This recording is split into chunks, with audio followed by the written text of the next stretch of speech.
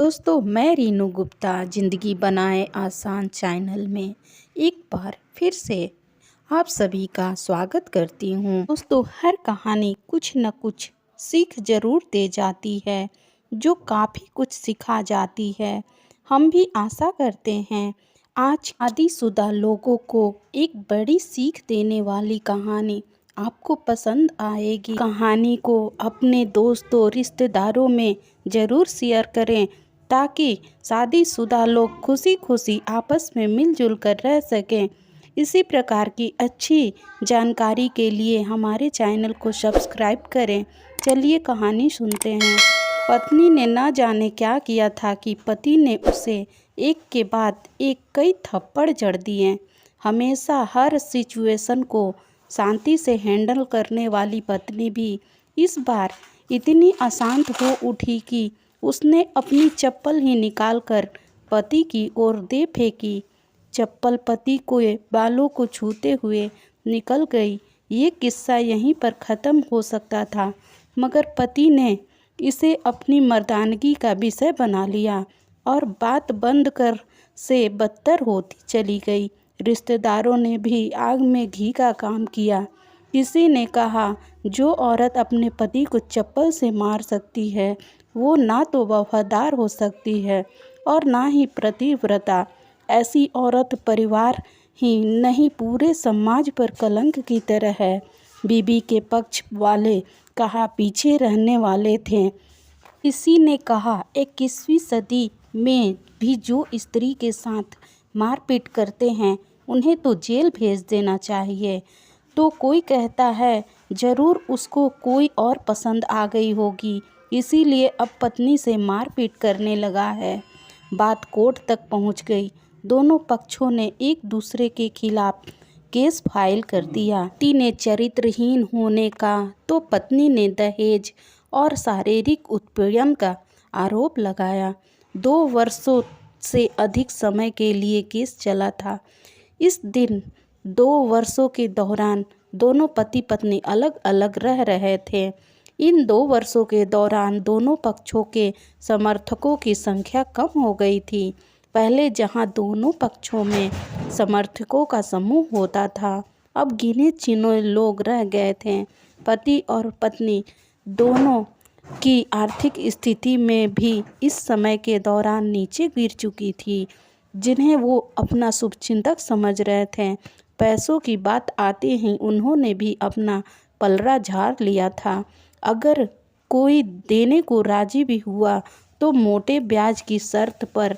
आखिरकार वही हुआ जो सब चाहते थे, डाइवोर्स।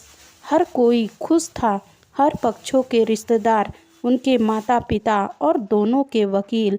लेकिन 5 साल की सुखद शादी और एक सुंदर बेटी होने के बाद मिले इस डाइवोर्स से पत्नी गुमसुम थी और पति शांत। शायद ये एक इत्तेफाक ही था कि इस खुशी को मानने के लिए दोनों पक्ष के लोग एक ही चाय की टपरी पर बैठे आमने सामने। इत्तेफाक इसलिए क्योंकि ज़्यादातर लोग जो एक दूसरे के विरोध पक्ष को सपोर्ट कर रहे थे वो एक दूसरे को अच्छे से जानते भी नहीं थे। पति पत्नी भी इन सभी से दूर एक दूसरे के सामने मेज पर बैठे। पत्नी ने पति से कहा, अब तो खुश होगे ना, तुम्हारे मन की जो हो गई मुबारक हो। तुम भी अभी तो जीत ही गई हो, मुझसे तलाक तो तुम्हें भी मिल गया है। पत्नी ने कहा, कॉन्ग्रेचुलेशन, तलाक तो तुम भी जीत गए। तलाक को तुम जीत का प्रतीक समझते हो? पत्नी ने पूछा। पति चुप रहा। थोड़ी देर की शांति के बाद पति ने कहा, मुझे तुम्हें 5 लाख रुपए और हर महीने 8,000 देने का आदेश है।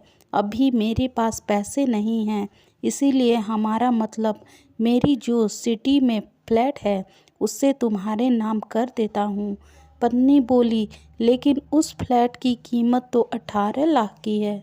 हाँ, लेकिन हमारी बेटी तुम्हारे साथ है और आगे जाके उसके खर्चे भी बढ़ेंगे। तुम्हें थोड़ी आसानी होगी। पत्नी ने कहा, नहीं नहीं, मुझे सिर्फ 5 लाख ही देना, और तुम हर महीने 8 हजार तो देने ही वाले हो। मैं मैनेज कर लूँगी। अगर 5 लाख नहीं है तब भी कोई बात नहीं, पत्नी बोली। दोनों फिर शांत हो गए। पति सोचने लगा, कितनी भोली और समझदार है ये औरत, जो कुछ समय पहले तक मेरी पत्नी थी और अब अनजान। ये वही है जो कम से कम खर्च में घर चलाती थी और पैसे बचाकर मेरे जन्मदिन और बर्थडे पर हमेशा मेरे लिए नए कपड़े खरीद लाती। कभी बीमार भी हो जाती तो पैसे बचाने के लिए मुझे मालूम न होने देती और घरेलू नुस्खों से अपना इलाज कर लेती। मगर घर में कोई और बीमार होता तो तुरंत डॉक्टर के पास लेकर जाती। मेरी ही मति मारी गई थी। मैं तो अपनी झूठी मर्दानगी के चक्कर में इतनी बड़ी गलती कर बैठा हूँ। पत्नी के दिमाग में भी उथल पुथल चल रही थी। अभी भी वैसा का वैसा ही है। पहले भी खुद के से ज़्यादा हमारे बारे में सोचता था और अब भी वही कर रहा है। ये वही आदमी है जो मुझे एक्सीडेंट से बचाने के लिए खुद मोटरसाइकिल के आगे कूद पड़ा था और अपनी उंगली तुड़वा बैठा था। पता नहीं कौन सी मनहूस घड़ी में झगड़ा कर बैठी। पति ने मौन तोड़ते हुए पूछा, अब तुम्हारे कमर का दर्द कैसा है? ज़्यादा तकलीफ तो नहीं होती? पत्नी हल्का सा मुस्कुराई और बोली, अभी भी होता है, और तो पेट में भी दर्द उठते हैं। वैसे तो होगा ही, तुम योगा या कसरत भी तो नहीं करती हो। किसी अच्छे डॉक्टर को ज़रूर दिखा देना। पति ने कहा, तुम बताओ तुम्हारा अस्थमा कैसा है? अब भी दौरे पड़ते हैं? पत्नी ने पूछा। हाँ पड़ते हैं, पहले से ज़्यादा, क्योंकि अक्सर इन्हेलर भूल जाया करता हूँ, याद दिलाने के लिए तुम जो नहीं हो। अब पति बोला। पत्नी के आंखों में आंसू आ गए।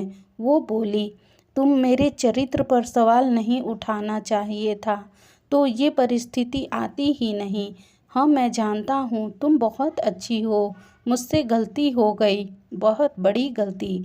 मैं लोगों के बहकावे में आ गया था। पति बोला, तुमने भी तो मुझ पर दहेज का इल्ज़ाम लगाया था। वो बोला, गलत था और इस बात का मुझे भी पछतावा हुआ। पत्नी ने कहा। पति कुछ कहना चाह रहा था लेकिन हिचकिचा रहा था। पत्नी ने पूछा, कुछ कहना चाहते हो? वो बोला, क्या सब पहले जैसा नहीं हो सकता? पत्नी बोली, क्या मतलब? मतलब कि हम फिर से पहले की तरह पति पत्नी बनकर, सच्चे दोस्त बनकर नहीं रह सकते? पति बोला, पर ये डाइवोर्स के पेपर देखते हुए पत्नी ने कहा, फाड़ देते हैं। पति ने अपने पास रखे डाइवोर्स के पेपर फाड़ते हुए कहा। पत्नी ने भी अपने पर्स में रखे पेपर फाड़ दिए। सभी हैरान थे, वकील, रिश्तेदार और माँ बाप। पति पत्नी दोनों एक दूसरे के हाथ में हाथ पकड़े अपने घर की तरफ चल दिए। दोस्तों, ये कहानी उन हर पति पत्नी के लिए बड़ी सीख है जो छोटी छोटी गलती पर लड़ते हैं और इन झगड़ों को इतना बड़ा बना के अलग होने का डिसीजन ले लेते हैं। प्यार और झगड़ा तो एक सिक्के के दो पहलुओं की तरह है। दोनों को स्वीकार करना होगा, तभी ये पवित्र रिश्ता उसकी मंजिल तक पहुंच पाएगा।